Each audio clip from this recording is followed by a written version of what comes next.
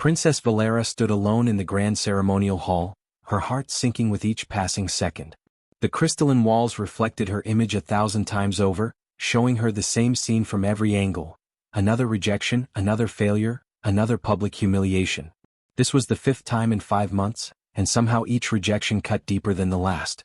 Lord Thex, dressed in flowing silver robes that swept the polished floor, turned his back on her without a second glance. His voice was cold and distant as he spoke the words she'd heard too many times before. The genetic scan shows incompatibility.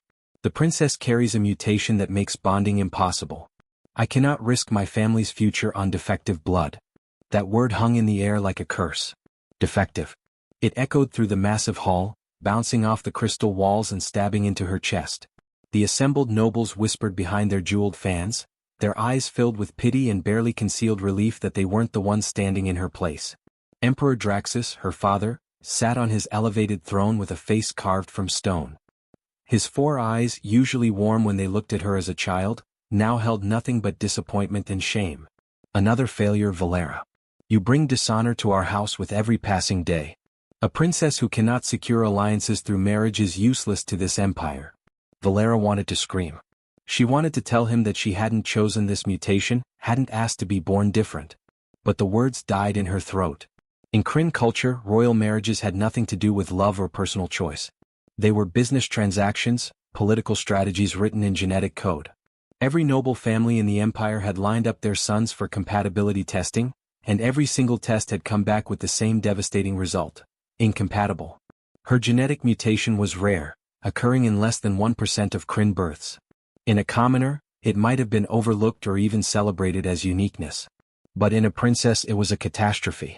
Without the ability to bond with other noble houses, she had no political value.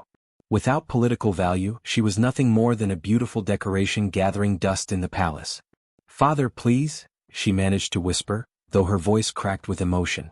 "There must be someone, somewhere who—" "There is no one," Emperor Draxus cut her off sharply, his voice booming through the chamber. "We have tested every eligible male in the known galaxies. The scans do not lie, daughter. Your blood is incompatible with every noble house that matters. I will not waste more time and resources on ceremonies that lead nowhere." The courtiers nodded in agreement. These were people Valera had known her entire life. She'd played with their children in the palace gardens when she was small. She'd studied alongside them, laughed with them, shared meals with them. Now they looked at her like she was contaminated, like her genetic flaw might somehow spread if they got too close. Lady Myrax, who had once been kind to her, turned away without meeting her eyes. Lord Ven actually stepped back as Valera's gaze swept the crowd. Even her own cousins avoided looking directly at her. The message was clear: she was alone, marked by biology as unworthy, and no amount of grace or intelligence or kindness could overcome the judgment written in her DNA. Something inside Valera shattered. She'd spent 20 years trying to be the perfect princess. She'd mastered 7 languages so she could negotiate with foreign powers. She'd studied diplomacy until she could navigate the most complex political situations. She'd learned music, art, combat, strategy, everything a royal daughter should know. None of it mattered now. Her worth had been reduced to a genetic scan, and that scan said she was broken.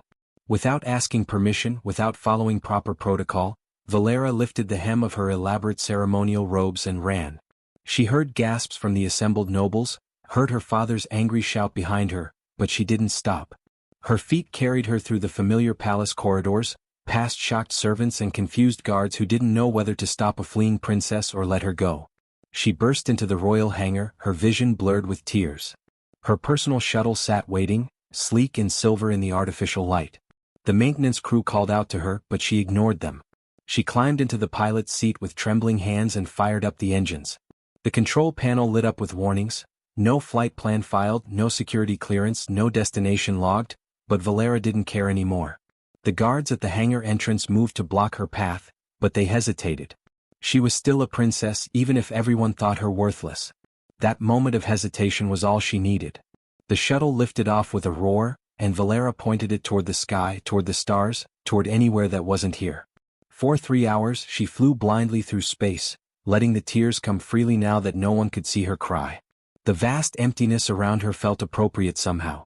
She was alone among the stars, just as she'd been alone in a crowded throne room. At least out here, The universe wasn't pretending to care about genetic purity and bloodline compatibility. Then the warning started. Red lights flashed across her console, and alarms beeped with increasing urgency. Engine failure. The shuttle shuddered violently, and Valera grabbed the controls as the ship began to lose power. She wasn't a trained pilot, she'd never needed to be, and panic flooded through her as she realized she might die out here, alone and unmourned. Through the viewport, she spotted a space station in the distance. Outpost 47, according to the computer. A frontier trading hub, rough and unpolished, nothing like the elegant stations near the Kryn homeworld. But it was her only chance. She pushed the failing engines as hard as they would go, limping toward the station's docking bay. The landing was terrible. Metal scraped against metal, sparks flew, and the shuttle skidded across the docking platform before finally grinding to a halt. Smoke poured from the engines. Valera sat frozen in the pilot's seat, her whole body shaking from adrenaline and fear and relief at still being alive. She finally climbed out on unsteady legs. The docking bay was nothing like the pristine facilities of Kryn space. It was dirty, crowded with cargo crates and rough-looking traders from a dozen different species. No one bowed when they saw her. No one even looked twice at her elaborate robes. Here she was just another stranded traveler with a broken ship. Valera walked to the edge of the docking platform and stared out at the chaotic marketplace below. Hundreds of beings moved through the crowds, buying and selling, arguing and laughing, living lives that had nothing to do with genetic scans or royal bloodlines or political alliances. For the first time in her life, she was completely anonymous. No one knew her name. No one cared about her mutation. No one was judging her worth based on compatibility percentages. She should have felt free. Instead, she felt lost. Her shuttle was broken, she had nowhere to go, and she didn't even know how to ask for help without revealing who she was. The weight of everything crashed down on her at once.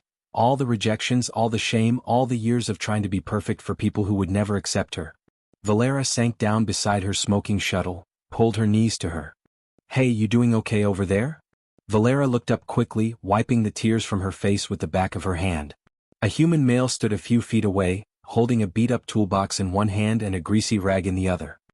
He had dark hair that fell across his forehead, warm brown eyes that crinkled at the corners, and a face that looked like it smiled often. His jumpsuit was covered in oil stains and scorch marks from welding work. Everything about him said he was someone who worked with his hands for a living. "I'm fine," Valera said automatically, trying to sound composed even though her voice was still thick from crying. "Just having some trouble with my ship." The human walked closer, letting out a low whistle as he examined her smoking shuttle. "Trouble's putting it pretty lightly. Looks like your plasma converter completely blew out. You're really lucky you made it here at all without the whole thing exploding." He set his toolbox down on the ground and stuck out his hand toward her. "Name's Jake Miller. I run the repair shop down on level 3. Valera stared at his outstretched hand, confused for a moment. Then she remembered this was a human greeting custom.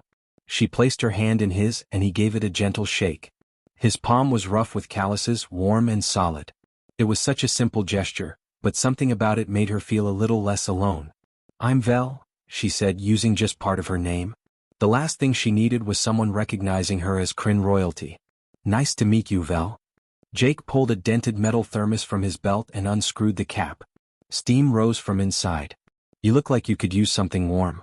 "It's just coffee, not fancy, but it does the job." Valera accepted the cup with shaking hands. The liquid was bitter and strong, burning her tongue slightly, but somehow it helped ground her back in reality.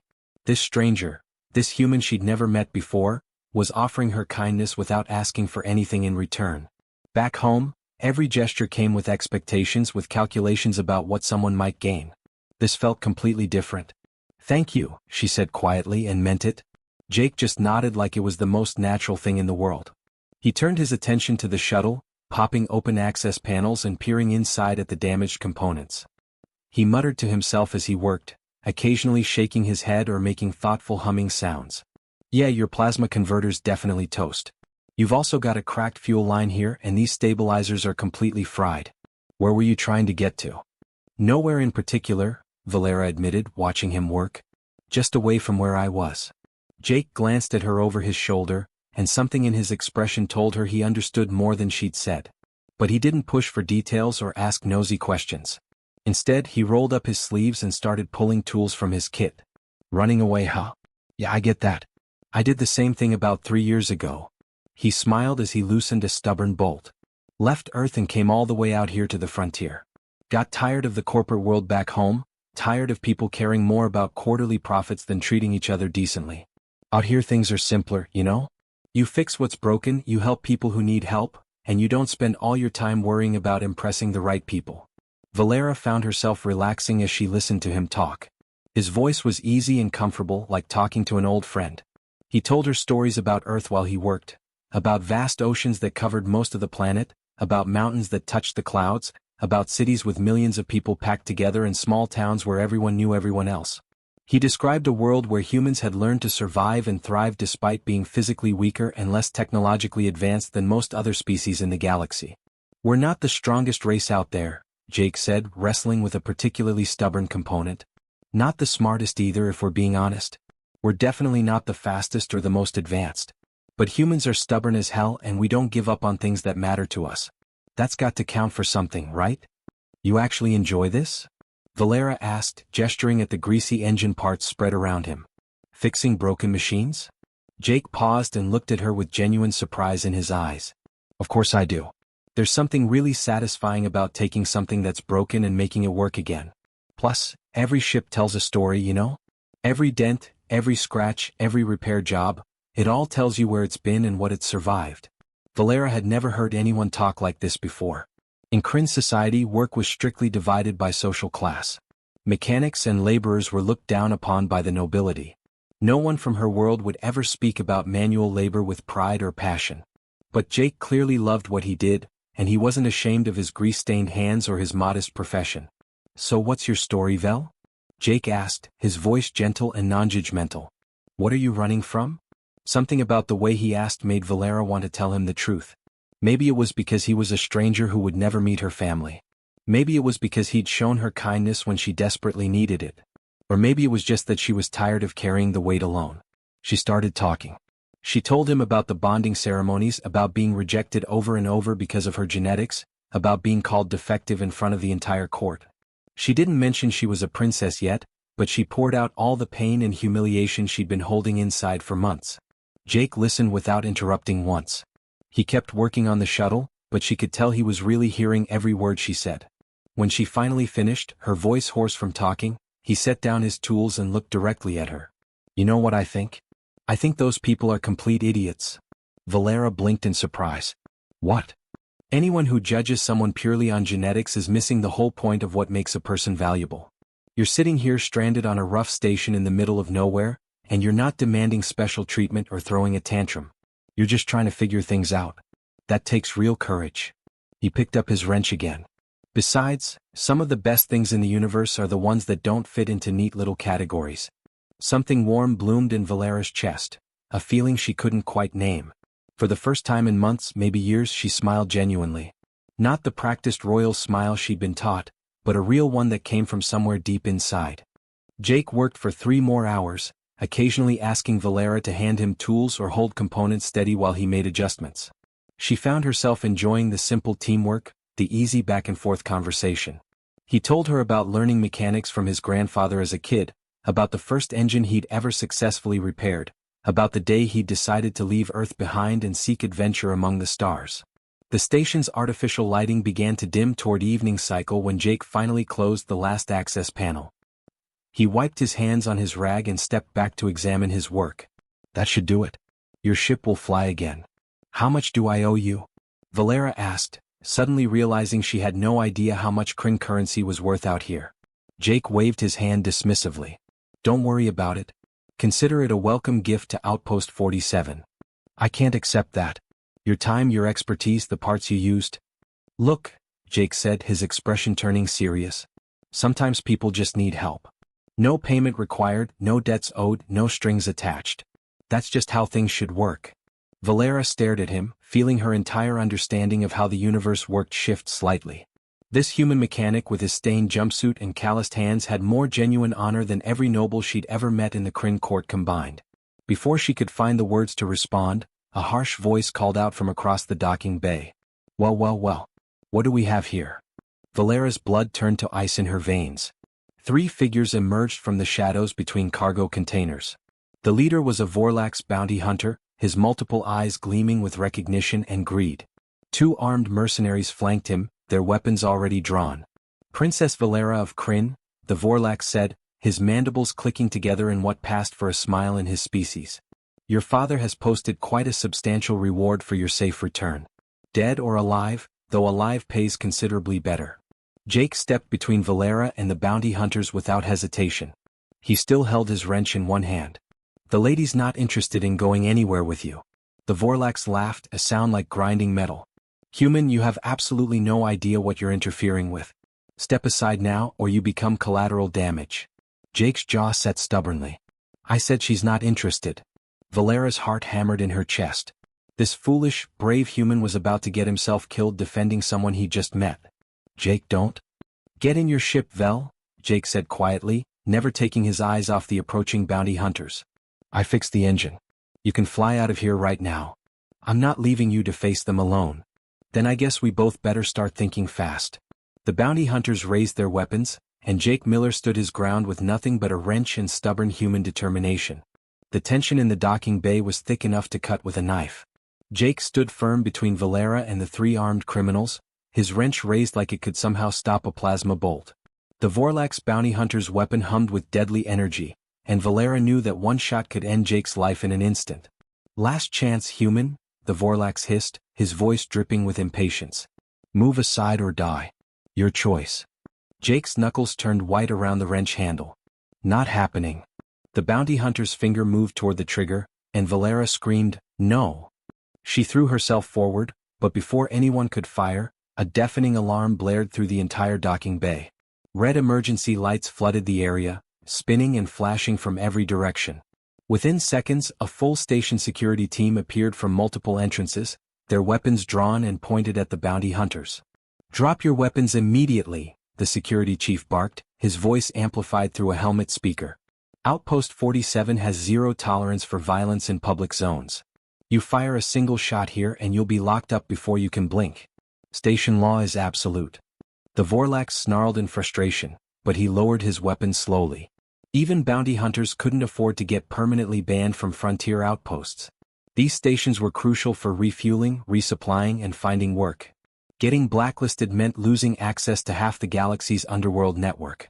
He pointed one clawed finger directly at Valera, his multiple eyes burning with anger. This isn't over, Princess. We'll be watching and waiting. You can hide behind station security in the protected zones, but eventually you'll have to leave. And when you do, we'll be there. The bounty hunters backed away slowly, never fully turning their backs until they disappeared into the crowded corridors. The security team dispersed once the threat was gone, and the normal chaos of the docking bay resumed like nothing had happened. Jake finally lowered his wrench and Valera saw his hand shaking slightly. The adrenaline was catching up with him now that the danger had passed. He turned to face her, his expression somewhere between concerned and exasperated. So, Princess, huh? You could have mentioned that particular detail. Would it have changed anything? Valera asked quietly, already knowing the answer but needing to hear it anyway. Jake thought about it for a moment, then shook his head. No. I still would have helped you. Though I might have been a bit more nervous about sharing my coffee. Despite everything, despite the danger and fear still coursing through her veins, Valera laughed. It was a real, genuine laugh that surprised them both. Here she was, hunted by armed criminals, stranded far from home, and somehow this human mechanic could still make her smile. Come on, Jake said, picking up his toolbox. You can't stay out in the open like this. My shop has a back room with a door that locks. You'll be safer there while we figure out what to do next. They moved quickly through the station's winding corridors, Jake leading the way through passages that clearly weren't meant for regular traffic. Valera realized he knew every shortcut and hidden route in this place. They finally reached his repair shop, a modest space with tools hung neatly on the walls and various pieces of equipment in different stages of repair scattered across workbenches. Jake led her through the shop to a small apartment in the back. It was barely more than a bedroom with a tiny bathroom attached, but it was clean and felt safe. The furniture was old but well maintained, and personal touches like photos and books made it feel like a real home. It's not exactly palace living, Jake said apologetically. It's perfect, Valera said and meant every word. Jake disappeared into the small kitchen area and started preparing food. Real food, cooked on a heating unit, not the elaborate prepared meals Valera was used to. Simple human fare that filled the room with warm, comforting smells. They sat together on his worn couch, eating in silence for a while until Valera finally spoke. I can't stay here, Jake. Those bounty hunters meant what they said. Eventually they'll find a way to get to me, and when they do, you'll be in danger just for helping me. So what's your plan? Keep running forever? Hide on different stations until you run out of places to go? I don't know, Valera admitted, her voice cracking. I honestly don't know what to do. I can't go back to Kryn. My father made it crystal clear that I'm worthless to him. But I can't stay here either. I'm completely trapped with no way out. Jake set down his plate and turned to face her fully. Tell me something. You said your people reject you because of genetic incompatibility, right? What exactly does that mean for marriages in your culture? Valera explained the whole system, how Kryn marriages were arranged through genetic scans, how compatibility determined political alliances, how her mutation made her incompatible with every noble house in the empire. She told him about the tests, the rejections, the public humiliations. But your law allows marriages to other species? Jake asked carefully. Technically, yes. If both parties consent, any sentient species can enter a bonding contract under galactic law. But it's extremely rare. Most species prefer their own kind, and for Kryn royalty, marrying outside the nobility would be seen as lowering yourself. Jake went quiet for a long moment, staring at his hands. Valera could practically see the wheels turning in his mind. Then he said something that made her heart stop completely. What if you weren't alone anymore? What if you had legal protection that those bounty hunters couldn't ignore? What do you mean? Valera asked, though part of her already knew where this was going. Jake stood up and started pacing the small room. Those bounty hunters can't touch you while you're on the station because of security protocols. But the second you leave, you're vulnerable. Unless you had a legal status that required them to return you safely and unharmed to your people. Valera's breath caught in her throat. Jake, what exactly are you saying? He stopped pacing and looked at her directly, his brown eyes intense and serious. Marry me. The words hung in the air between them like something physical. Valera stared at him, unable to process what she'd just heard. You can't be serious. I'm completely serious. Listen to me for a minute. Jake sat back down beside her. I know we just met. I know this sounds absolutely crazy. But think about it logically. Under galactic law, if you're married, those bounty hunters have to return you unharmed. They can't claim a reward for damaged property, and a married princess has legal protections that a runaway doesn't. Plus, if you're married to someone outside Kryn nobility, your father can't force you into one of those arranged bondings anymore. Jake, you don't understand what you're offering. Marrying into Kryn royalty means constant political complications, endless scrutiny, and it means you'd be safe, Jake interrupted gently. It means those bounty hunters can't hurt you. It means you'd have a real choice about your own life for once. Valera searched his face desperately, looking for signs of deception or hidden motives. She'd spent her entire life surrounded by people who wanted something from her. Her status, her connections, her bloodline. Everyone had an angle, everyone had a calculation running in their head about what they could gain. But Jake's eyes held only honest concern and that stubborn determination she was starting to recognize as distinctly human. Why would you do this? She whispered. You barely know me. Maybe not. But I know enough. I know you're brave enough to run away rather than accept a life that made you miserable. I know you're kind enough to worry about my safety when you were the one in danger. And I know what it feels like to not fit anywhere. He took her hand gently. Look, I'm not asking for romance or some fairy tale love story. I'm just asking if you want a way out. A real choice, maybe for the first time in your life. Tears streamed down Valera's face. Nobody had ever fought for her like this. Not her father, not the nobles who'd rejected her, not anyone in her entire privileged but lonely existence. But this human mechanic with his grease-stained hands and modest shop was offering her everything. Yes, she whispered, barely able to get the word out. Yes, I'll marry you.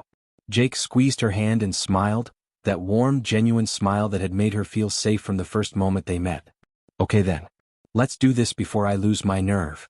They went to the station's civil registry office, where a bored Tellurian clerk processed their bonding application with barely a glance at the paperwork. Galactic law recognized all consensual bondings between sentient species. Within an hour, the documents were filed and sealed. Princess Valera of Kryn was now legally married to Jake Miller, human mechanic from Earth. As they walked back through the station, Valera felt something she hadn't experienced in years: hope. She had a choice now. She had protection. She had someone who'd chosen her not despite her flaws but without caring about them at all. The bounty hunters were waiting at the docking bay entrance, weapons ready. But when Jake and Valera approached hand in hand, the Vorlax's expression shifted from predatory confidence to frustrated anger. "Princess Valera," Jake announced loudly, making sure everyone nearby could hear. "My wife. Under galactic law, she must be returned to her people unharmed and accompanied by her chosen spouse. I believe that changes your contract terms considerably." The Vorlax's mandibles clicked furiously, but he couldn't argue. The law was absolutely clear. A married princess had protections that a runaway didn't. He could still collect a finder's fee for locating her, but now he had to deliver both of them safely to the Kryn homeworld. "This isn't over," the bounty hunter growled. "The Emperor will annul this joke of a marriage. And then, human, you'll learn what happens to people who interfere with Kryn royalty." "We'll see about that," Jake said calmly. As the bounty hunters made arrangements for transport, Valera leaned close to Jake and whispered, "You realize we're about to walk into the most hostile place imaginable? My father is going to try to destroy you." Jake squeezed her hand and grinned. "Good thing humans are stubborn. Let him try." The journey to the Kryn homeworld took 6 long days aboard the bounty hunter's ship. Valera and Jake spent most of that time confined to a small holding cabin. Not exactly prisoners, but definitely not free to wander around either. Jake used every minute to learn everything he possibly could about Kryn culture, their politics, and most importantly, their laws. Valera taught him the formal greetings, the proper ways to address different ranks of nobility, and the complex social hierarchy that governed every interaction in the empire. She drew diagrams explaining the court structure and warned him about which council members were dangerous and which might be sympathetic. "You don't have to bow to anyone except my father," Valera explained during one of their study sessions. "And even then, as my bonded spouse, you have the legal right to stand with your head up. The Kryn respect strength and confidence above almost everything else." "Good thing I'm too stubborn to know when I should be scared," Jake said with a slight smile, though Valera could see the tension in his shoulders. She noticed his hands trembled slightly whenever he thought she wasn't looking. He was terrified, of course he was. He was a simple mechanic about to face one of the most powerful empires in the known galaxy. But not once during the entire journey did he suggest turning back or abandoning their plan. That stubborn human courage seemed to run deeper than fear. When they finally arrived at the Kryn homeworld, even Jake's nervousness couldn't completely mask his awe. The planet was breathtaking. Crystal spires stretched impossibly high toward a purple sky lit by 3 distant suns. Floating gardens drifted between massive architectural structures that seemed to defy the basic laws of physics. The palace itself was a masterpiece of light and glass, reflecting and refracting sunlight into millions of rainbow patterns. "Your home is beautiful," Jake said quietly as their transport descended toward the landing platform. "It was never really home," Valera replied. "Just a beautiful cage." Imperial guards met them at the landing platform, their ceremonial armor polished to a mirror shine. They treated Valera with cold, formal respect and looked at Jake like he was something unpleasant they'd found stuck to their boots. A human married to Kryn royalty? The disgust on their faces was obvious even though they tried to hide it behind professional masks. They were escorted through corridors Valera had walked her entire life, but everything felt different now. The crystal walls that had once seemed elegant now felt oppressive. The other nobles they passed whispered behind their hands, their eyes full of judgment and barely concealed contempt. Emperor Draxus waited in the main throne room, surrounded by the entire High Council and what looked like half the court. His silver skin seemed to glow with barely contained fury, and all 4 of his eyes fixed on Jake with an intensity that would have made most people collapse on the spot. "Explain yourself, daughter," the Emperor commanded, his voice echoing through the massive chamber like thunder. "You flee from your responsibilities, bring shame upon our house, and now return married to this?" He gestured dismissively at Jake like he was pointing at a piece of garbage. Valera stepped forward, lifting her chin high. For the first time in her life, she didn't flinch under her father's anger. "I am legally bonded under galactic law to Jake Miller of Earth. The marriage is valid and binding according to both imperial and universal statutes." "It is an insult," Emperor Draxus roared, his voice shaking the crystal walls. "You married a primitive grease monkey? A lower-class laborer with no house, no lineage, no value whatsoever to this empire." Jake's jaw tightened, but he stayed silent. Valera had warned him that interrupting the Emperor was technically a crime punishable by death. The urge to defend himself must have been overwhelming, but he kept his mouth shut and his eyes forward. "I demand immediate annulment," Draxus continued, rising from his throne. "This mockery of a marriage will be dissolved right now. Guards, take the human to the detention cells while we process the paperwork. Wait. Valera's voice rang out clear and strong across the throne room. Under traditional Kryn law, a bonding can only be annulled if the spouse proves unworthy through trial by merit. Jake has the legal right to defend his place in this marriage. The assembled courtiers gasped. The trial by merit was an ancient tradition that hadn't been invoked in generations. It required the challenged party to prove their worth through a test chosen by the High Council themselves. Success meant the marriage stood. Failure meant not only annulment but potential execution for daring to rise above one's station. Emperor Draxus smiled slowly, and it was not a kind expression. Very well, daughter. Let us see if this human can prove he deserves to breathe the same air as Kryn nobility. He turned to the High Council. What test shall we set for this mechanic? The council members huddled together, whispering urgently among themselves. Valera's heart pounded as she watched them debate. They could choose anything, a test of combat, of political knowledge, of artistic skill. They would pick whatever they thought would guarantee Jake's failure. Finally, High Counselor Thane stepped forward. He was old, even by Kryn standards, and his expression showed no mercy whatsoever. The Labyrinth of Ancients. Let the humans solve what our greatest scholars have failed to understand for 3 generations. The whispers that ran through the crowd were shocked and excited. The labyrinth was legendary throughout the Empire, an ancient technological puzzle left behind by the first Kryn civilization thousands of years ago.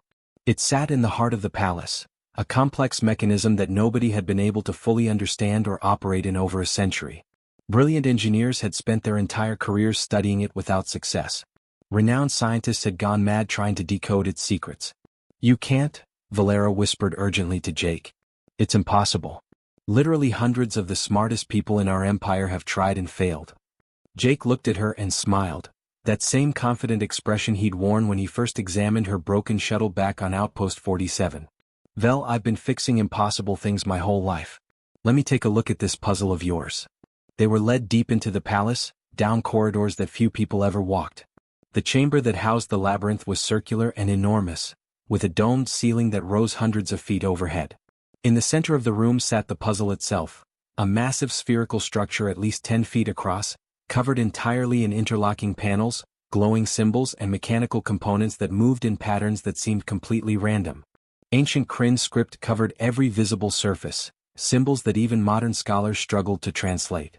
The sphere rotated slowly, panels shifting and rearranging themselves in sequences that never quite repeated. It hummed with some kind of internal power source that nobody had been able to identify. You have until sunset, High Counselor Thane announced formally. Solve the labyrinth, reveal its true purpose, and you may keep your marriage to the princess.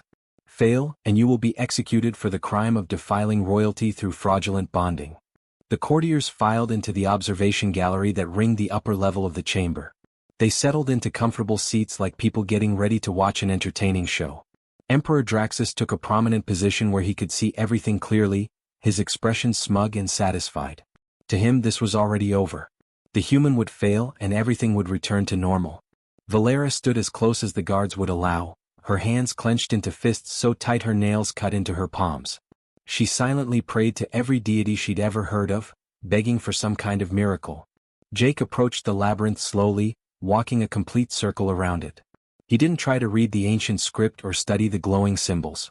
Instead, he watched the mechanical components, the way the panels moved, the rhythm of the sphere's rotation. His eyes tracked patterns that nobody else seemed to notice. Can I touch it? He asked, looking up at High Counselor Thane. If you wish to risk triggering whatever defense mechanisms might still be active, Thane replied coldly. Jake reached out carefully and placed both hands on the sphere's surface. He closed his eyes, and Valera realized he was feeling for vibrations, for the subtle movements of internal machinery. Then he did something that made the entire court gasp in shock and horror. He started removing panels. What is he doing? Emperor Draxus demanded, half rising from his seat. The human is destroying our most sacred artifact.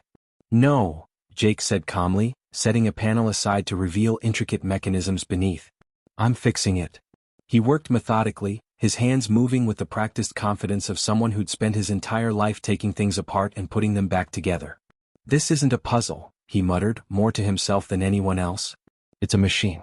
Just a really old, really complicated, really broken machine. For 3 solid hours, Jake worked without stopping. He found gears that had seized up over centuries and carefully freed them using leverage and patience. He discovered corroded connections and cleaned them with solutions he mixed from a maintenance kit someone reluctantly provided. He traced power flows through circuits that nobody else had even recognized as circuits, rerouting around components that had failed long ago. The courtiers watched in stunned silence. Some looked horrified that he was dismantling their sacred relic. Others leaned forward with growing fascination, starting to see the labyrinth differently, not as a mystical test but as a piece of technology that had simply broken down over time. The three suns moved slowly across the sky, visible through the crystal dome. Shadows lengthened across the chamber floor. Valera watched the light change, knowing that sunset was approaching fast.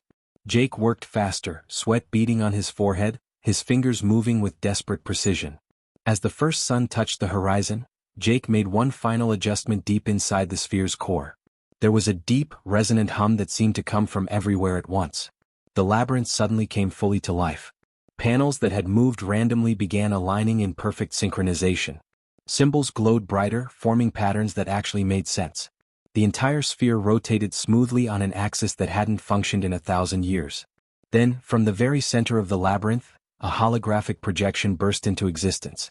It filled the entire chamber with images of the Kryn homeworld as it had been millennia ago.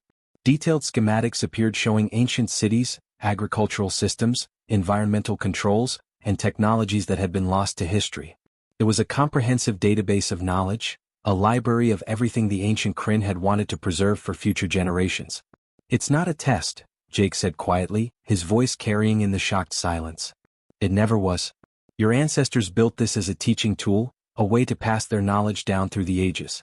It broke over time so it couldn't show you what it was meant to show. All it needed was someone willing to look at it as a machine instead of a mystery." The throne room was absolutely silent. High Counselor Thane stepped down from the observation gallery with trembling hands, examining the flowing holographic data with an expression of wonder. "Generations of our finest minds," he whispered. "And a human mechanic solved it in one afternoon." Emperor Draxus stood slowly, his four eyes wide with something that might have been shock or might have been the beginning of respect. "How did you do this?" Jake turned to face the Emperor directly, no longer afraid. "Your Majesty, with all due respect, your people were looking at this wrong. You searched for complexity when the answer was simple. You saw a test of pure intelligence when you should have seen a broken tool that needed repair. Sometimes the smartest solution is just the most practical one." He walked over to where Valera stood and took her hand. "Your daughter isn't defective because her genetics don't match your compatibility charts. Maybe she's just different in a way that could help your people grow. You're so focused on genetic purity that you can't see the value in someone who doesn't fit your exact specifications." The courtiers whispered urgently among themselves. High Counselor Thane nodded slowly, his expression thoughtful. "The human has proven his worth beyond any doubt. The marriage must stand according to our law." But Emperor Draxus held up one hand for silence. "There remains one final problem. Kryn law requires that royalty must be capable of producing heirs. Without genetic compatibility between my daughter and her spouse, the marriage can still be declared invalid on those grounds alone." Valera felt her hope crumbling. They'd come so far and it still wasn't enough. But Jake squeezed her hand and smiled. "Actually, Your Majesty, I think we might have a solution for that too." Jake reached into his jumpsuit pocket and pulled out a small data pad, the same one he'd been clutching nervously throughout their entire journey to the Kryn homeworld. His fingers trembled slightly as he held it up for everyone to see. "Before we left Outpost 47, I sent an urgent message to the Human Medical Research Institute back on Earth. I asked them to research genetic compatibility between humans and Kryn. Their response came through 2 days ago while we were traveling here." He handed the data pad to High Counselor Thane, who examined it with narrowed eyes. The elderly counselor's expression slowly transformed from skepticism to surprise, and finally to something that looked like genuine wonder. His hands shook as he passed the device to Emperor Draxus. "This is extraordinary," Thane whispered. "Truly extraordinary." Emperor Draxus read through the data carefully, his four eyes scanning back and forth across the screen. The throne room had gone completely silent except for the faint humming of the still active labyrinth behind them. Every noble, every courtier, every guard leaned forward, desperate to know what information could possibly change the Emperor's mind. "Explain this to the court, human," Draxus commanded, though his tone had lost some of its earlier hostility. "In terms everyone can understand." Jake took a deep breath and stepped into the center of the room where everyone could see and hear him clearly. Human DNA is what our scientists call highly adaptable. We evolved on a planet that never stayed the same for long, ice ages that froze entire continents, volcanic eruptions that blocked out the sun, climate shifts that happened within a single generation. Our genetics had to be flexible just to survive. He gestured toward the data pad. That flexibility means humans are weaker than most species in specific ways. We're not as strong as Vorlak's warriors, not as intellectually advanced as Tellurian scholars, not as naturally resilient as Kryn nobles. But we have one unique advantage. Our DNA can adapt to work with an incredibly wide range of other species' genetic structures. Valera felt her heart beating faster. She didn't dare hope, not yet, but something in Jake's voice told her this was real. According to the research team on Earth, human genetic sequencing has compatibility markers that are remarkably universal.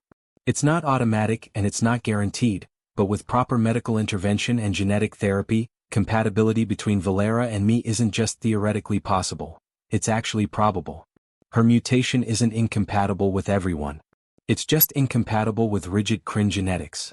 The courtiers erupted into shocked whispers. Some looked scandalized at the very idea. Others seemed thoughtful, turning the concept over in their minds. High Counselor Thane studied the data pad again, his expression growing more intrigued with each passing moment. But Jake wasn't finished. He raised his voice to be heard over the crowd. There's something more important here than just genetic compatibility. Your Majesty, you call your daughter defective because she doesn't fit your genetic standards. But what if she's not defective at all? What if she's actually evolved? Emperor Draxus leaned forward on his throne. What are you suggesting? Every species eventually reaches a point where genetic purity becomes genetic stagnation. You've been breeding for compatibility for so long that you've eliminated genetic variation. Everyone fits together perfectly, but that also means everyone is fundamentally the same. Valera's mutation isn't a flaw, it's her body's way of saying the Kryn species needs to adapt, to embrace diversity instead of rejecting it. Jake walked closer to the Emperor's throne, his confidence growing with every word. On Earth we have a saying, survival of the fittest. But most people misunderstand what that means. It doesn't mean the strongest or the purest survive. It means the most adaptable survive. The species that thrived on my planet weren't the biggest or most powerful. They were the ones that could change, that could find new solutions to new problems. He turned to address the entire assembled court. You're all looking at Valera like she's broken. But what if she represents the future of your species? What if rejecting her means rejecting the very adaptation that could help the Kryn Empire survive for another 1,000 years? The throne room had gone completely silent again. Even the skeptical nobles seemed to be actually listening now, considering his words instead of dismissing them outright. Jake's voice softened but remained steady. I know I'm just a mechanic. I work with my hands, I get covered in grease, I don't have noble blood or an impressive lineage. But humanity survived and spread across the stars because we learned one crucial lesson. A person's worth isn't determined by their genetics or their birthright. It's determined by their character, their courage, and their willingness to stand up for what's right even when everyone tells them they're wrong. He looked directly at Valera, and his eyes held all the warmth and determination that had made her trust him from that first moment on Outpost 47. Your daughter stood in this very throne room and watched people reject her over and over. She heard herself called defective by the people who should have loved and protected her. She ran away because staying would have destroyed her spirit. But when those bounty hunters threatened me, a complete stranger, a human she just met, she tried to protect me. She put my safety above her own without hesitation.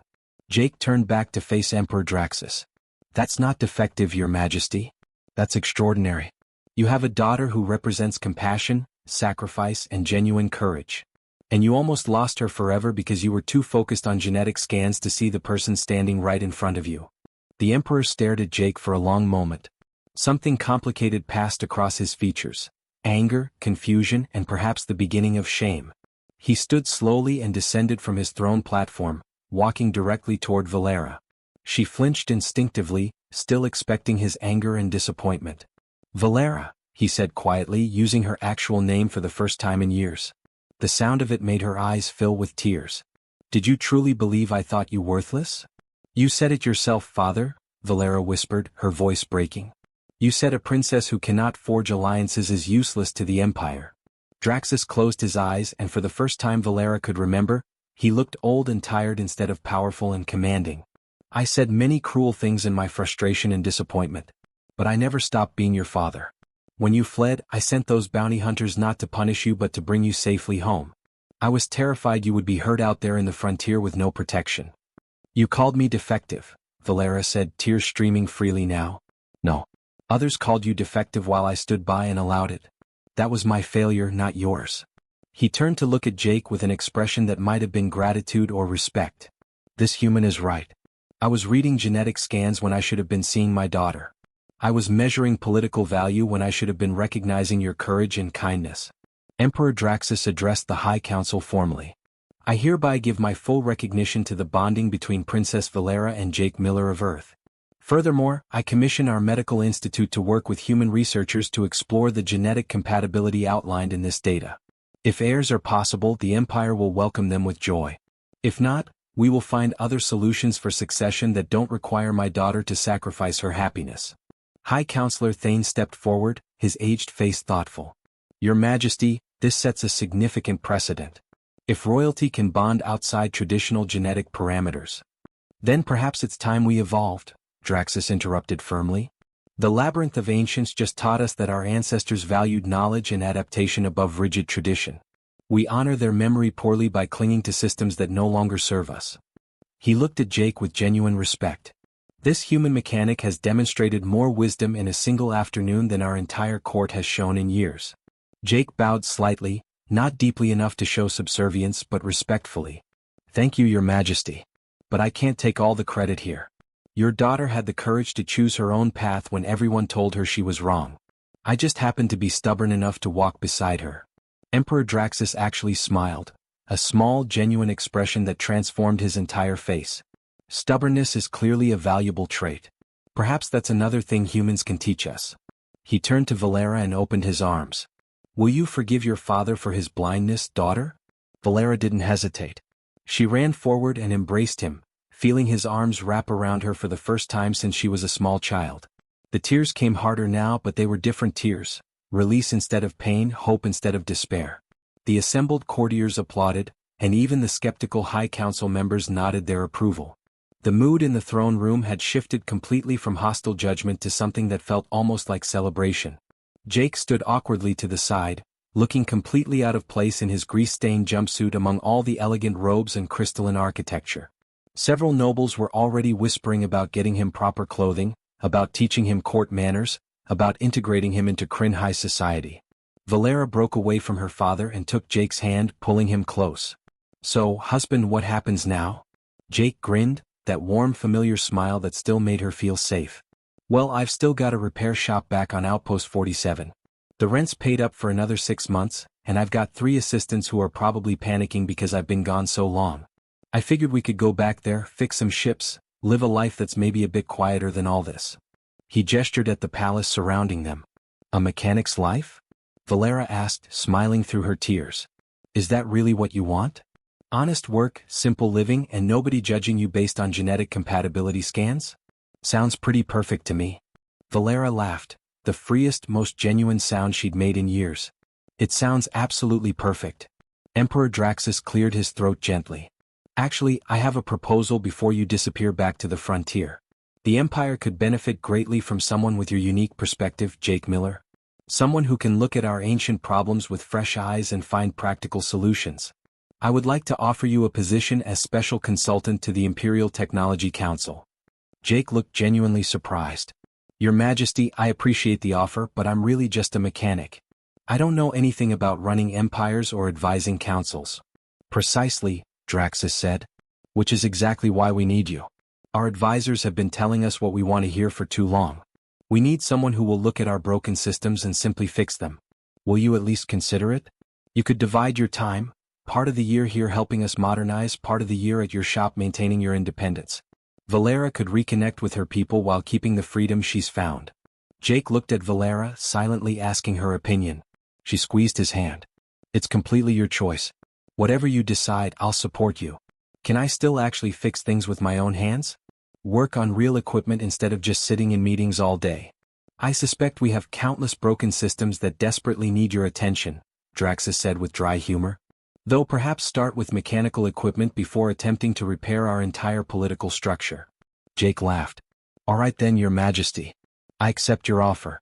But I'm definitely keeping my shop on Outpost 47. A person needs a home base. Agreed, the Emperor said warmly. Welcome to the family, son of Earth. 3 months later, Valera and Jake stood together on the observation deck of Outpost 47, watching ships come and go from the busy docking bays below. Jake's repair shop had grown. He now employed 3 full-time assistants to handle the constant work while he split his time between the frontier and the Kryn homeworld. Valera had found her own purpose too.